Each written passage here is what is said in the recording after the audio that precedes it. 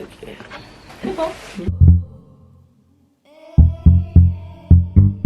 Donc du coup vous pouvez tous les deux dire que pour aider une personne qui est anxieuse ou dépressive, c'est juste mieux d'être là pour la personne et pas nécessairement, enfin peut-être le moins qu'on parle le mieux c'est, non, je veux dire pour encourager la personne en mode ça va aller, t'inquiète pas, c'est mieux d'être juste là pour la personne, lui faire penser à autre chose comme tu as dit.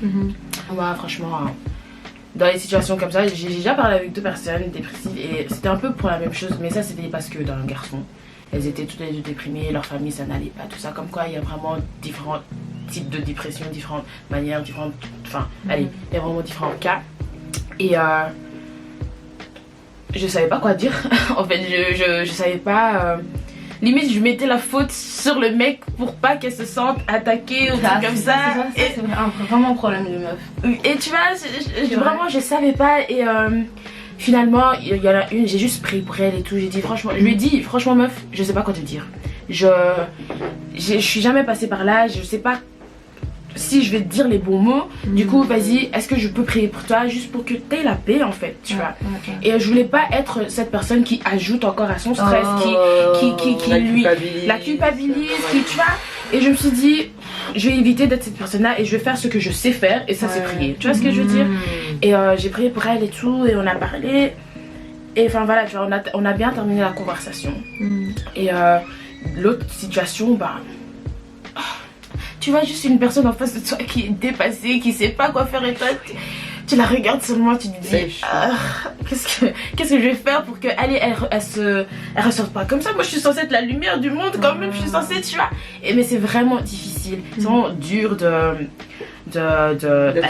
là pour une personne, tu vois. J'ai juste rien dit parce que je savais pas quoi dire et je pense que j'ai bien fait de pas juste parler comme ça et de sortir des trucs comme ça parce que je sais pas comment voilà, tu vois. Encore une fois, ça va aller. Oui, j'ai vraiment voulu l'éviter. N'hésite pas, ça va aller. N'hésite pas, la vie est dure de temps en temps. Non, voilà, parmi les phrases ne pas dire, il y a une bonne liste. Mais ce qui est intéressant, ce que tu as dit, et je pense que c'est quelque chose qu'il faut souligner, on n'est pas un ami qui, quand on doit être là, on n'est pas l'ami qui doit trouver ce qu'il faut dire. Il faut qu'on enlève cette pression de nous-mêmes en fait. Moi je pense qu'au contraire, au lieu de venir en se disant mais qu'est-ce que je vais dire, c'est plutôt vaut mieux, je vais essayer de lui faire parler. Je vais essayer de le faire sortir de sa tête. Parce que quand on réfléchit trop dans notre tête, ça n'a pas de sens. Mais dès que tu le verbalises, que tu l'écris, que tu le dessines, que tu le chantes, que tu le danses, I don't know. Mais dès que ça sort, t'arrives à le voir en dehors de sa boîte et t'es là, ok, peut-être que je comprends un peu mieux. Peut-être que j'arrive déjà à mettre des mots là-dessus. Peut-être essayer d'emmener notre ami à essayer d'en parler. Dis-moi comment est-ce que tu te sens. Ok, tu sais pas. Comment est-ce que tu as envie de faire les choses maintenant? Qu'est-ce qui se passe dans ta tête? Quand est-ce que ça a commencé? Poser des questions vraiment pour essayer de déjà valider la personne, comment elle se sent, et pas, comme tu as dit, avoir un ton moralisateur de mais c'est bon, regarde ta vie, il y a des gens qui vivent des choses pires dans le monde, la vie est difficile, hein. C'est des choses qui sont horribles à dire parce que la personne va se sentir coupable.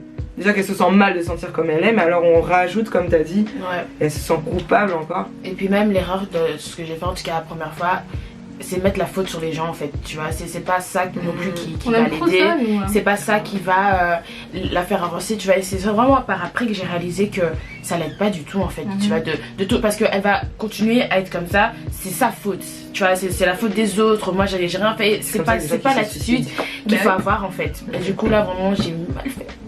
Mais bon, c'est pas grave. Maintenant, c'est de son honnêteté. Non, mais maintenant, tu sais. Oui, maintenant, je sais que c'est vraiment pas ça. Oui, c'est vraiment pas ça qu'il faut faire. Et enfin, ouais, donc, avant de parler avec une personne qui, pour vous, est déprimée, enfin, dépressif, c'est ça le mot, dépressif, enfin, bref, il faut se poser la question de savoir est-ce que ce que je vais dire à cette personne va lui faire du bien? Est-ce que je dois dire quelque chose? Est-ce que je dois dire quelque chose? Est-ce que je vais édifier cette personne? Comment est-ce que ce que je vais sortir de ma bouche va aller changer quelque chose, tu vois, est-ce que ça empire pas la situation? Il y a vraiment plein de questions qu'il faut se poser avant de juste sortir les choses comme ça. Et c'est pour ça il faut vraiment se mettre à la place de la personne et pas juste directement sortir les trucs selon ce que vous-même vous ressentez parce que vous n'êtes pas dans la situation de la personne. Et donc vraiment si il y a un truc qu'il faut retenir, bah, c'est ça je crois. Moi, pour donner un conseil, trouver un truc à faire. trouver un truc, un moyen, un défouloir, je sais pas même si c'est ça le mot, trouver un truc qui vous passionne, un truc qui vous a toujours intéressé de loin, cherchez à vous rapprocher de cette chose-là, trouver un moyen. Je sais pas, moi par exemple,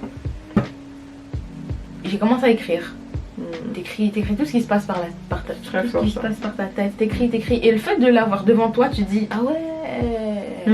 T'as des révélations sur révélations, t'es là. Ah ouais, t'es là. Ou bien tu le lis 2-3 mois après, tu te dis mais c'est qui a écrit ça? En fait non, c'est ton écriture. Ou allez, au même moment j'ai commencé à danser par exemple. Bon maintenant je le fais plus parce que l'asthme. Show us. Mais non mais à cette même période j'ai commencé à danser et tu réalises pas en fait. Mais le fait de dépenser toute cette énergie là dans quelque chose. Ouais. Par exemple, si on prend un sport, la danse, machin, t'as tellement dépensé ton énergie là qu'une fois que tu rentres chez toi, boum, t'es KO, tu dors. Tu vois, il y a cet avantage-là. Où il y a le fait d'avoir exprimé toute cette haine, d'avoir pu raconter une histoire au travers d'une mélodie, d'avoir pu faire X ou Y chose. Ouais. Au final, tu te libères et tu sais regarder, tu sais prendre le recul. Tu sais comprendre quand une personne te dit ouais, non, j'ai compris ça quand t'as fait tel mouvement et c'est vraiment fort. C'est un effet thérapeutique. Ou bien quand t'as écrit un truc et quelqu'un d'autre le lit et il dit ouais, non, en fait. Faut vraiment trouver un moyen de tout faire sortir. Vraiment prier. Ou bien, quand vous priez, vous n'êtes pas toujours obligé de dire Seigneur, s'il te plaît, machin, machin. Si pour certaines personnes ça va pas, tu sais ce que tu fais. Tu prends un coussin, tu te mets à genoux dessus, tu prends une chaise, tu mets en face de toi, tu dis Dieu, assis-toi.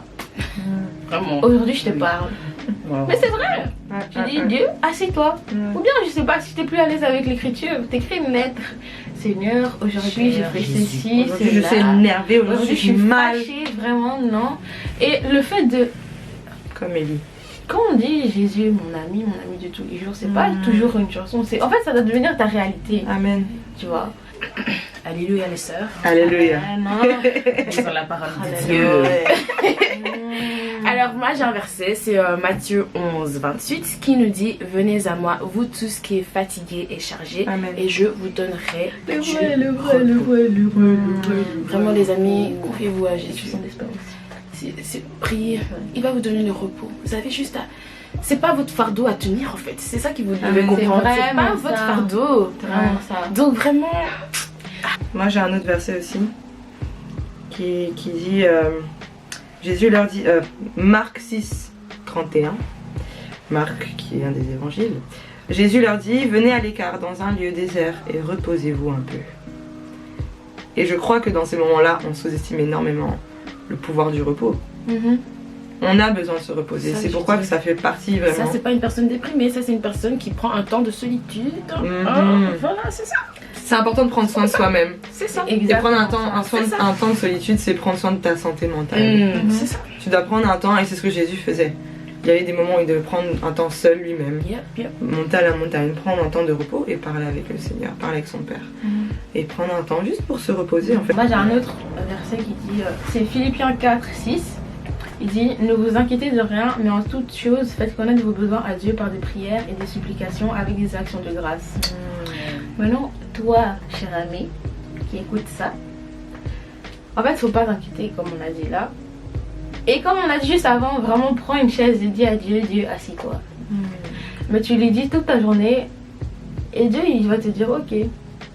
Mais il n'y a eu que ça.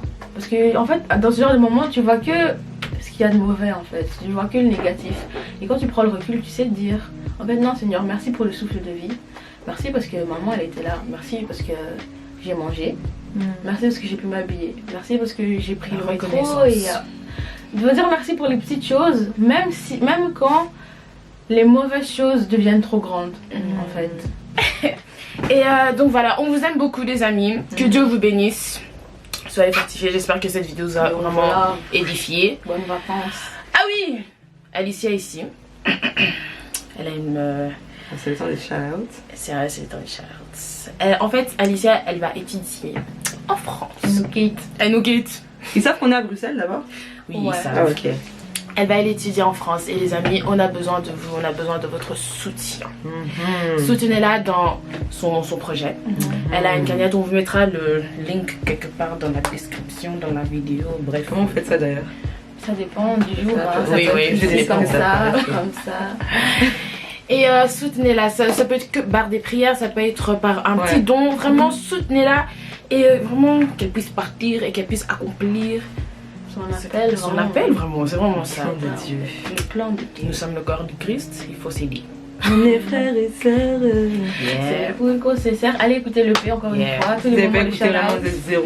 Écoutez le P, ça va vous encourager. Voilà, si vous êtes dans la dépression, écoutez YP. Eux, ils arrivent à mettre les mots, vraiment très les bonnes choses. YP, shout out to you.